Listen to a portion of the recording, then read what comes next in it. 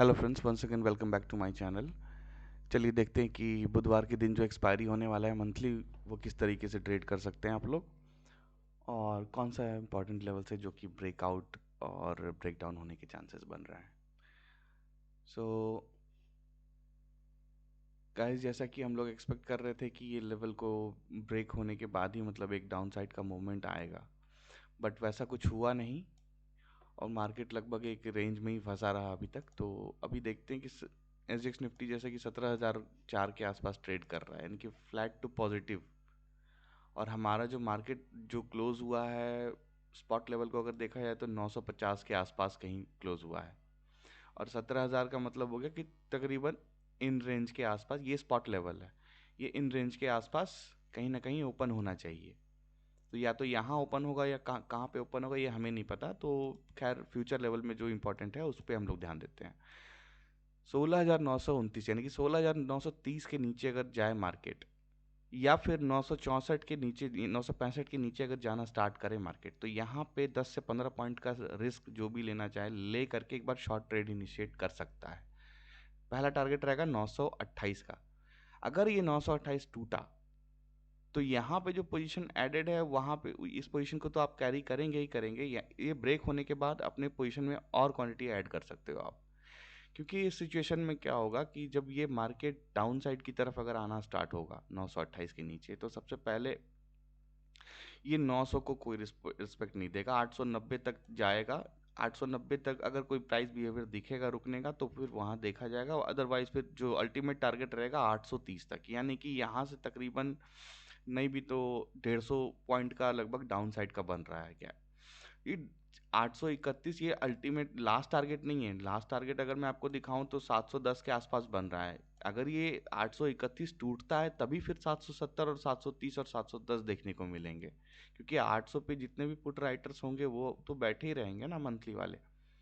जब तक ये 830 को नहीं तोड़ेगा वो 800 वाले हटेंगे नहीं। तो 800 एक लेवल, एक मतलब सपोर्ट की तरह काम कर सकता है। और वही अपसाइड की बात करें, मान लीजिए कि ये गैप अप जैसा कि ओपन दिख रहा है कि हो सकता है कि गैप अप ओपन हो, तो गैप अप ओपन कहाँ हो रहा है ये देखना है। फ्लैट ओपन हो रहा है, गैप अप और इस रेंज में कहीं ओपन हो रहा है, तो आपको ध्यान रखना है कि 17,025 अगर गैप अप ओपन हो रहा है 17,025 के पास, तो एक बार छोटा सा स्टॉप लॉस देख करके पहले शॉर्ट का प्लान कीजिए। अगर ये स्टॉप लॉस हिट होता है तो फिर आप लॉन्ग में जा सकते हैं, क्योंकि स्टॉप लॉस हिट होने का मतलब हो गया कि इस लेवल के ऊपर सस्टेन करना मार्केट स्टार्ट कर देगा। लेकिन वही है कि जैसे इस लेवल को फिर डाउन साइड ब्रेक करना स्टार्ट करेगा तो आपको एक बार शॉर्ट इनिशिएट करना पड़ेगा फॉर द टारगेट ऑफ 964, और उसके बाद फिर फर्दर 928 के लिए।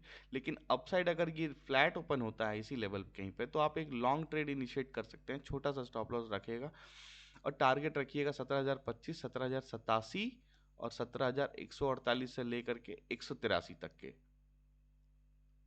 क्योंकि ये जो ट्रेंड लाइन है, ट्रेंड लाइन अगर ब्रेक होगा तो ये इन जितने भी लोग यहाँ पे इस लेवल पे होंगे शॉर्ट किए हुए, इन सबके लिए स्टॉप लॉस तकरीबन 150 या इन्हीं लेवल के आसपास होगा। तो सबका स्टॉप लॉस खाने के लिए 148 और 183 तक भी जा सकता है। सो गाइज, ये तो रही निफ्टी फ्यूचर की बात। चलिए देखते हैं कि बैंक निफ्टी फ्यूचर में कौन सा इंपॉर्टेंट लेवल है। तो बैंक निफ्टी फ्यूचर कॉम्प्लिकेटेड भी दिख रहा है और इंटरेस्टिंग भी दिख रहा है। खैर, चीज़ों को कॉम्प्लिकेटेड नहीं करते हैं, बहुत सिंपल देखते हैं। जो बैंक निफ्टी में लेवल मैंने फाइंड आउट किया है 39,614 है, यानी कि 610 के आसपास। ऑलरेडी मार्केट लगभग 632 के आसपास है। तो अब देखना है कि ये फ्लैट जो ओपन होता है ये ट्रेंड लाइन के पास किस तरीके से बिहेव करता है। इसको वापस टच करने के बाद शार्प सेलिंग आती है इस पे, या फिर ये इसको ब्रेक होने के बाद अपसाइड जाता है। तो कहने का मतलब हो गया कि अगर फ्लैट ओपन होता है 600 के आसपास अगर आपको मिलता है तो एक बार छोटा सा स्टॉप लॉस दे करके पहले तो लॉन्ग का प्लान कीजिए, क्योंकि बैंक निफ्टी मजबूत है। अगर ये लेवल क्रॉस होता है तो पहला टारगेट रहेगा 807। उसके बाद जो 40,000 का जो अल्टीमेट जो एक साइकोलॉजिकल रेजिस्टेंस जिसको बोलते हैं, तो उसको हिट करने के चक्कर में ये 50-60 पॉइंट ऊपर चला ही जाएगा, इसलिए 69 है। और अगर ये 40,069 क्रॉस हुआ तो फिर नेक्स्ट 334 है। 334 के ऊपर फिर आपको लगभग 497 यानी कि 40,500 तक का आपको रूम मिल जाएगा। तो अब जरूरी नहीं है कि ये इसी एक्सपायरी में आ जाए, ये हो सकता है कि आपको नेक्स्ट एक्सपायरी में भी देखने को मिले।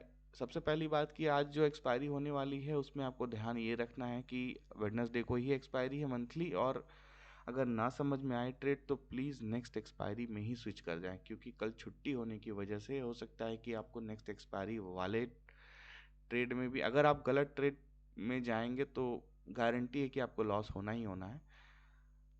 लेकिन कैपिटल प्रोटेक्ट करने के लिए अगर आप नेक्स्ट वीक वाले एक्सपायरी में जो ट्रेड करेंगे तो इस चीज़ का ध्यान रखिए कि सही डायरेक्शन में ट्रेड कीजिए, क्योंकि जो गलत डायरेक्शन वाला ट्रेड जो ऑप्शंस रहेगा वो बहुत जल्दी डीके होना स्टार्ट होगा एक दिन छुट्टी की वजह से। सो इस चीज़ का ध्यान रखिएगा।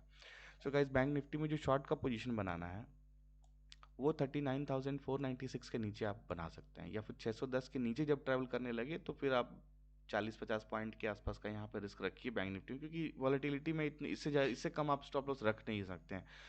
आप ये देख रहे हैं कि सिंगल कैंडल कितने पॉइंट का है। इसका लो अगर देखा जाए तो ये लो है 488 का और हाई है 630 का, यानी कि 130 पॉइंट का एक सिंगल 5 मिनट का कैंडल है। तो 5 मिनट का 130 का पॉइंट का कैंडल है तो ऑप्शन ऑब्वियस ही बात है कि 50 से 60 पॉइंट तो कम से कम ये चला जाएगा आपका स्टॉप लॉस। इसलिए थोड़ा सा स्टॉप लॉस लंबा प्लान कीजिए, लेकिन उसके अकॉर्डिंग टारगेट भी प्लान कीजिए और क्वांटिटी बिल्कुल कम रखिए। सो गाइस, डाउन साइड में जो फर्स्ट टारगेट आ जाएगा 337 है। 337 ब्रेक होने के बाद फिर आपको 170, उसके बाद अगर ये 170 भी ब्रेक होता है तो फिर ये 39,000 को कोई रिस्पेक्ट नहीं देगा। 38,800 और 38,462 भी आपको देखने को मिल सकता है। सो गाइज, अभी हो रहे हैं 8:24। 9:15 पे मैं ट्राई करता हूँ आप लोगों से चैनल में मिलने की। सो गाइज, मेरे टेलीग्राम चैनल को सब्सक्राइब कर लें और लाइव अपडेट के लिए बने रहें। वीडियो अच्छा लगे तो डेफिनेटली लाइक करें, शेयर करें, सब्सक्राइब करें। Thank you for watching.